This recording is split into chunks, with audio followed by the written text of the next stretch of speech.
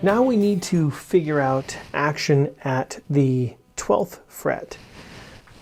So the 12th fret is halfway down our scale.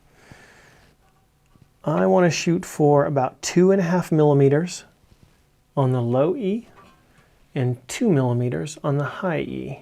I'm about 0.8 millimeters, 0.75 millimeters, 0.8 millimeters off here. Not quite a full millimeter, which means that I have to take twice that amount off at the bridge.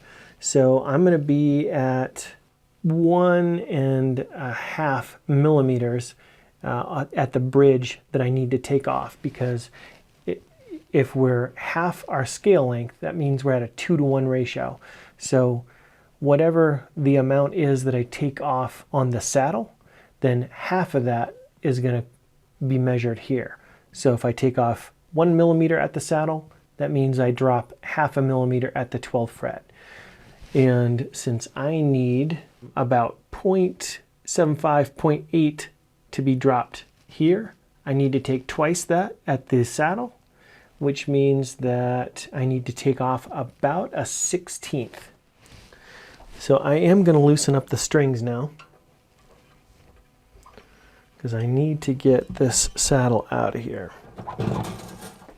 Now I do have this little jig here, which is super handy, and it's got grooves built into it with measurements already set.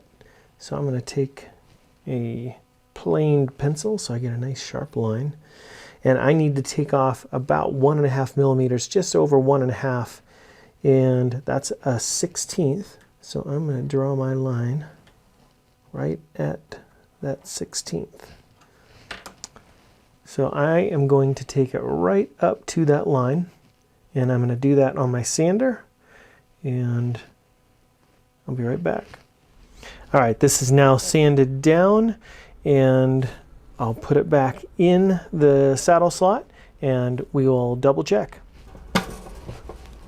There we go. Oh yeah, perfect. Wind the strings back up.